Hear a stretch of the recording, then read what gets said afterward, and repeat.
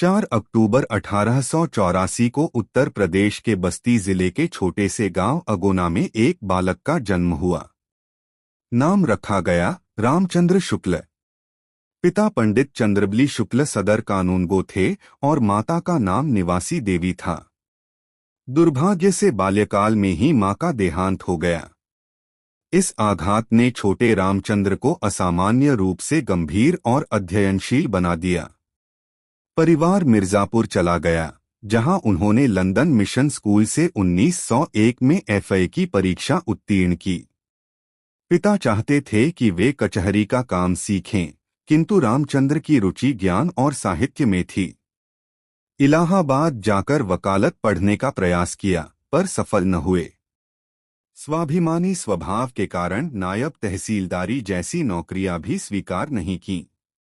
1903 से 1908 तक वे आनंद कादम्बिनी पत्रिका के सहायक संपादक रहे और मिशन स्कूल में चित्रकला के अध्यापक भी बने।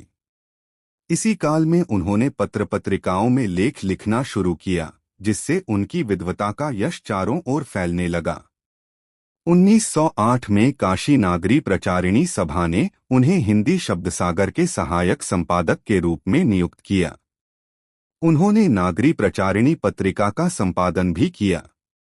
1919 में बनारस हिंदू विश्वविद्यालय में हिंदी विभाग के प्राध्यापक बने और 1937 से मृत्यु तक विभागाध्यक्ष रहे।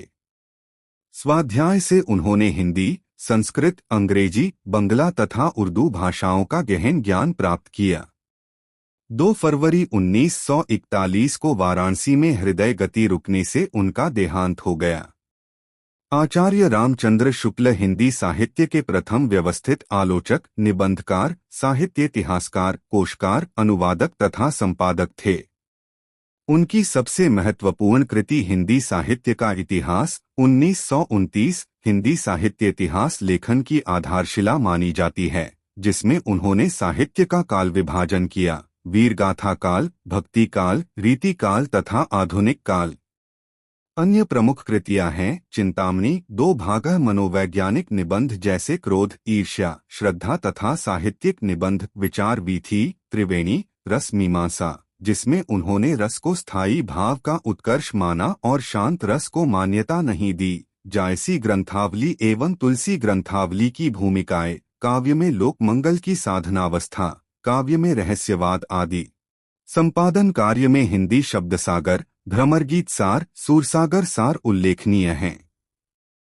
अनुवादों में विश्व प्रपंच, बुद्धचरित तथा शशांक प्रमुख हैं। शुक्ल जी की भाषा शुद्ध, परिमार्जित एवं प्रौढ़ खड़ी बोली है, जो संस्कृतनिष्ठ तत्सम शब्दों से समृद्ध है। आलोचना एवं दार्शनिक विषयों में उनकी भाषा क्लिष्ट एवं जटिल होती है, जबकि मनोवैज्ञानिक निबंधों में सरल बोलचाल की तथा मुहावरेलोकोक्तियों से युक्त, जैसे बैर क्रोध का अचार या मुरब्बा है।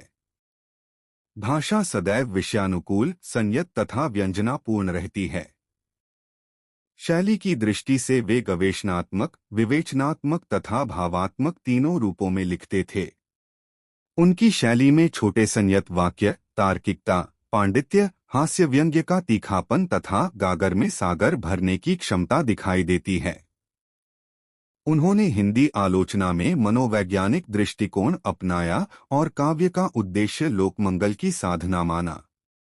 इस प्रकार आचार्य रामचंद्र शुक्ल ने हिंदी गद्य को वैज्ञानिक आधार, आलोचना को मनोवैज्ञानिक गहराई तथा साहित्य को लोकमंगल की दिशा प्रदान की। वे हिंदी के आधुनिक युग के सबसे महत्वपूर्ण एवं प्रभावशाली व्यक्तित्व हैं। बोर्ड परीक्षा के लिए याद रखने योग्य मुख्य बिंदु: जन्म 4 अक्टूबर 1884, अगोना, बस्ती। मृत्यु 2 फरवरी 1941, वाराणसी। प्रमुख कृतियां: हिंदी साहित्य का इतिहास, चिंतामणि 1 एवं 2, रस मीमांसा, विचार वीथी। काल विभाजन, वीरगाथा, भक्ति, रीति, आधुनिक। रस सिद्धांत, रस स्थायी भाव का उत्कर्ष, शांत रस अस्वीकार। भाषा शुद्ध खड़ी बोली, संस्कृतनिष्ठ, विषयानुकूल, मुहावरेलोकोक्तियों से युक्त। शैली विवेचनात्मक, गवेषणात्मक, भावात्मक, हास्य व्यंग्य युक्त, गागर में सागर। विशेष योगदान हिंदी आलोचना को मनोवैज्ञानिक दृष्टि एवं लोकमंगल की साधनावस्था का आधार प्रदान किया। तो दोस्तों, आज के इस लेक्चर में बस इतना ही। मुझे उम्मीद है कि आपको यह जानकारी समझ में आई होगी और यह आपके लिए उपयोगी रही होगी।